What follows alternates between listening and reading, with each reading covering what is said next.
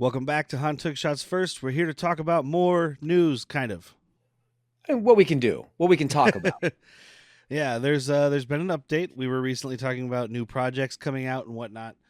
And as everybody knows, the Mandalorian and Grogu movie comes out next year, and there was worry that it was taking place of season 4, and there was Yeah, rumors that there was still going to be a season 4, but nothing confirmed. it was pretty much in all the hive mind. It was for sure not happening.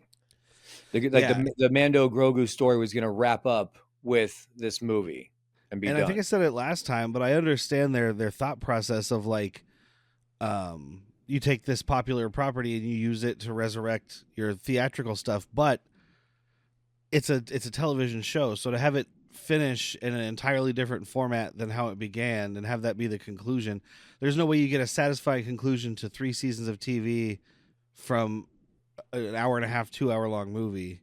Yeah, correct. Not the way they've been telling the story anyway. I mean, we talked about how I'm nervous about this property being a movie because I like it as a serial. It's a side quest show and it's Yeah. perfect. But I do think Dave Filoni is going to help enrich the sequel trilogy using his Filoni verse, and this is a big step in that direction. So I guess there was an interview with a French entertainment program called BFM TV Inside. So big fucking Mando TV. I was trying to think, it's like big fucking monsieur. And Jon Favreau was on there, and he discussed season 4 a little bit. And the quote is, "Yeah, I've written it already. We have to know where we're going to tell a fully formed story."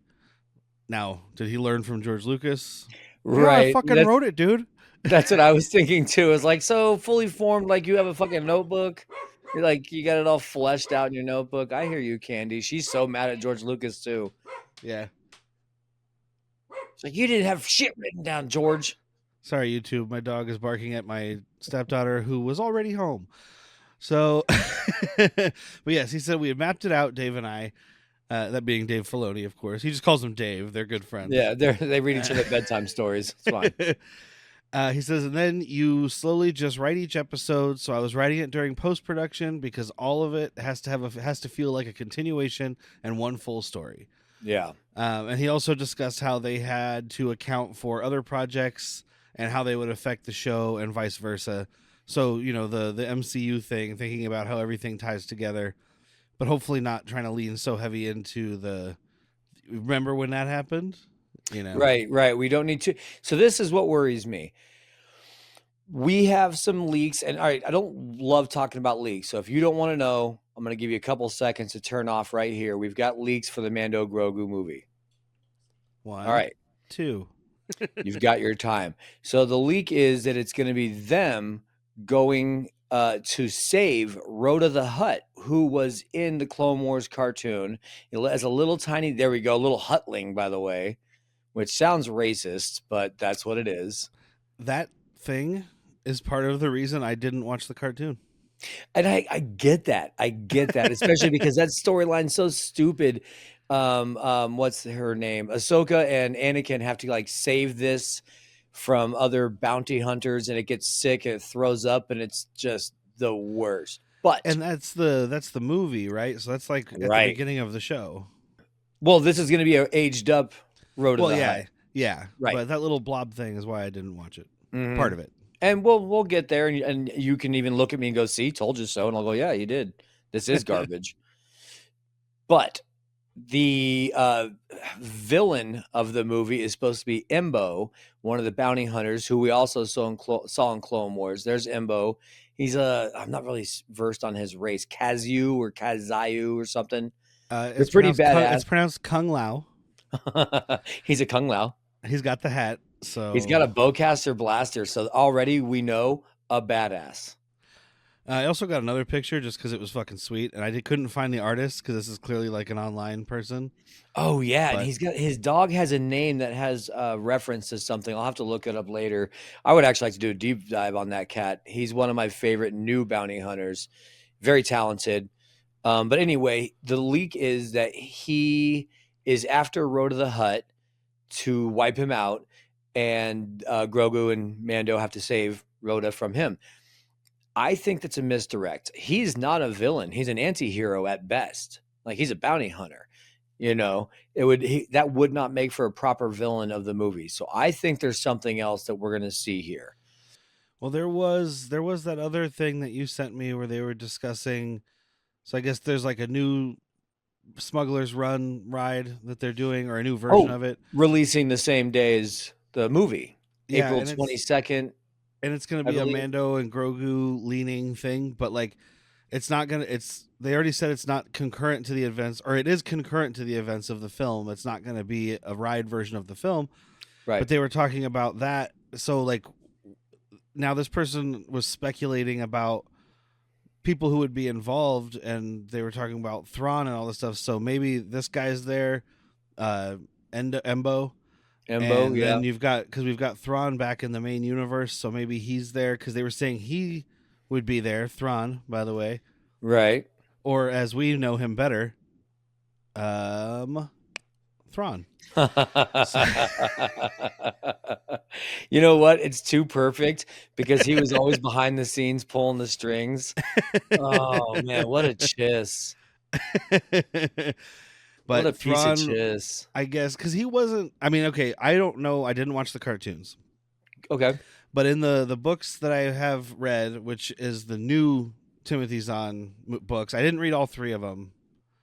I think I read two. He's not a great guy, but he's always he's looking out for the survival of the galaxy. And Yeah, this he person has. that was speculating that he would be coming back and then trying to protect the galaxy from an extra galactic threat, which would be these guys, Yeah. the Grisk. Grisk. So Thrawn always has a bigger picture in order. He liked the Empire for the simple fact that it was probably his best means of achieving his goal. The Chiss ascendancy, Chiss is his race. They have this. I think you've probably read this book, so I'm not really trying to mansplain to you because also you're a dude. But it's his race has a greater goal. Like, get yourself in high up power, and we can, do more work there. Do you know the name the Uzon Vong? I hope I'm saying that right. I heard the name. It might have been because I did read the first of the original Thrawn books too, and then I decided to read the new So ones. So Uzon Vong is a unknown regions or wild. What do they call it? Wild region. I think it's unknown regions. Well, there's two. There's two. Oh, okay. Unknown is for sure. The other one is the wild region. I think it doesn't matter. The Uzon Vong was this race that could just terraform anything. They could, if it's organic, they could pretty much bend it to their will, kind of thing. And it was the death of Chewbacca. This is all legends now, and it just about decimated the galaxy. Like, it was the next big threat after the Emperor. They had to do something else. I bring it up because they are not canon, but in that legends, Bespin, the Cloud City, was a very big stronghold because there was nothing there for them to terraform. They could hold up there.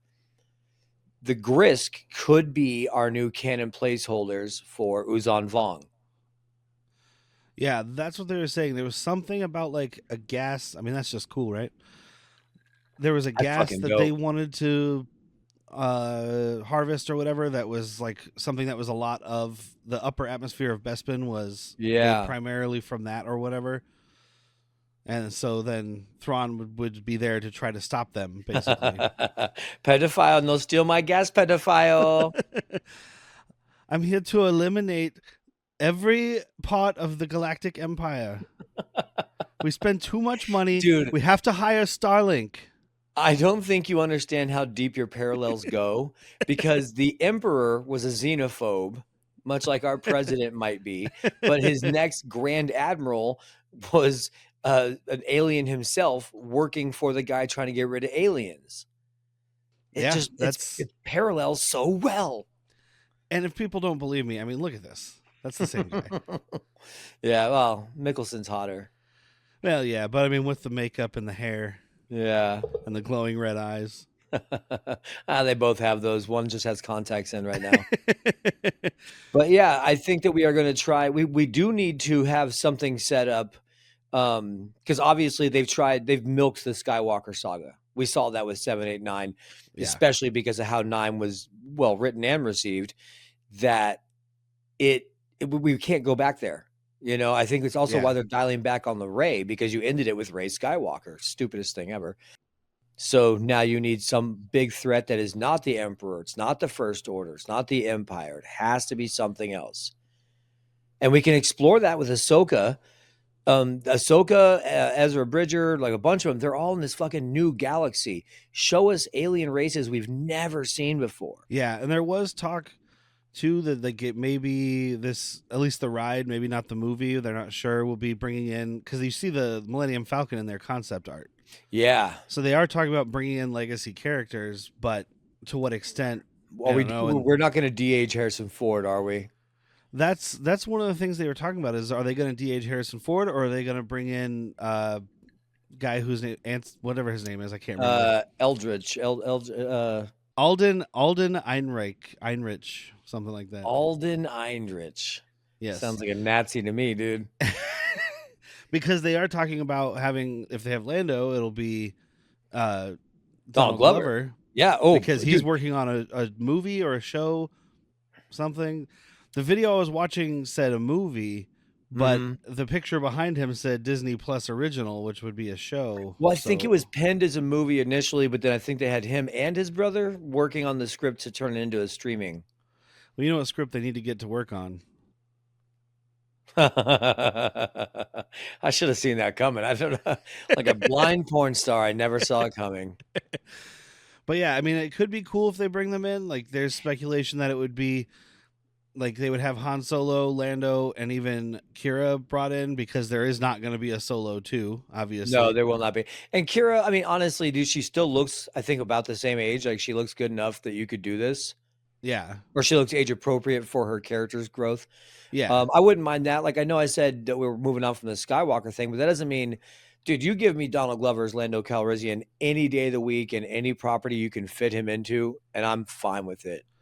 Well, and if you're going to Bespin, you kind of have to address the elephant in the room, which is Lando Calrissian, right? There's a whole thing. I can't remember if it's legacy or canon or not, of like the changing of the hands, where there was not a Moff, but like a governor, an imperial governor that was there, and he went mad. He got deposed. The Ugnaughts took it over. Lobot was the administrator. It is a rich tapestry of Bespin politics. And we don't need to go into all of it, but if they're going to be there, they've got to touch on it at least, somewhat, right? So, something that we do know is, do you remember this? It ended up being a throwaway line from Episode 7 when Rey grabs Luke's lightsaber the first time and like fucking rushes her at the Force kind of thing. It's a quickening. I don't remember. So it's Luke's lightsaber that he lost when he got his hand cut off, which was Bespin. Yeah. And somebody says, I think Han or somebody asked, like, where'd you get that? And she's like, that's a story for another time. And then we never got the fucking story. We still don't have the story, but we know that Ugnaughts found it on Bespin. Like, that's what we got. And then that's where we know that Maz Kanata got it from. But how? Yeah. And we know that Filoni loves his fucking Ugnaughts with Queel, and then we had a group of them in Mandalorian that we saw him speaking to, name dropping Queel. Yeah, the only reason they talked to him, from what I remember. So maybe that continues with this. I don't know. I would love to see something like that, because we don't need it to be Skywalker, but we do kind of, I don't know, like, I like these little wrap-ups of these little stories, like, whatever happened to Bespin? Well, let me show you. Yeah, exactly. But I mean, I guess the last thing is, like, I just want to say, like, I hope they are doing, I hope this season 4 is happening for sure. I mean, it's not confirmed. Like, Favreau says, show me a trailer. But exactly. But like, I feel like that should be, and I guess this is a pretty popular opinion online, that should be like the end, though, because then you're going out on top, hopefully. I mean, we don't know how it is, but like, much like Breaking Bad, when they were like, it's the biggest show in the world at the time, but they're like, yeah, but the story's over. We're not just going to milk it just to milk it. Righteous Gemstones, the final season just premiered. Like, and I love it. It's 4 seasons long. That's the story they want to tell. Yeah. Don't make it go the way of Lost, which is not the only example, but it's the one that I think most people understand. Yeah, and I mean the way Favreau was saying is they had this whole plan in place, and so maybe it was supposed to be 5 seasons, and they're going to turn a season into the movie, and then 4 will be the rest of what 4 would have been in 5, If something like Disney, that. But if Disney wants to milk something, first of all, hello. If they want to milk something else, just start a show called The Mandalorians. You don't need yeah, Grogu and Din Djarin. You just need we don't know what's happening to them. You could have Katie Sackhoff in it, please and thank you. You Katie could Sackhoff have will do your show. dude. Katie Sackhoff will do your show. Just saying, and I will watch your Katie Sackhoff show. But so hopefully we see how that pans out. But it was something kind of exciting to see, especially based on what we just talked about. Yeah. For those of you who might be new to us, maybe found us through this, we have a podcast called Han Took Shots First. You can kind of see it in the back. Star Wars comedy podcast. Today I took shots first, not him. Just saying. Currently, we are talking about episode 4, A New Hope. It's a 2-part episode. The first part's already out. The second part comes out this week.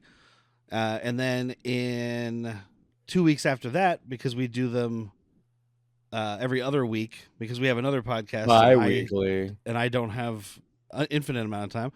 So 2 weeks after this Wednesday, we'll get the first part of our discussion on The Empire Strikes Back. And then, excuse me, coming up soon, we've got to dip into season 2 of Andor, which is going to be a doozy of a recording because they're doing 3 episodes a week for 4 weeks. Yeah, we'll see how it's gonna come out. I just don't know how I'm gonna. We might be releasing an episode a week. I don't know. 4 really long episodes. Yeah, or 12 short ones. I don't know.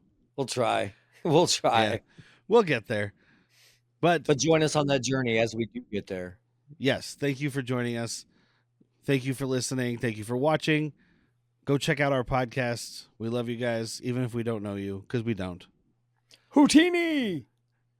I've been Derek. I'm Jack. I am Admiral Thrawn, yeah. That's not the right accent at all. Had to file warp drive.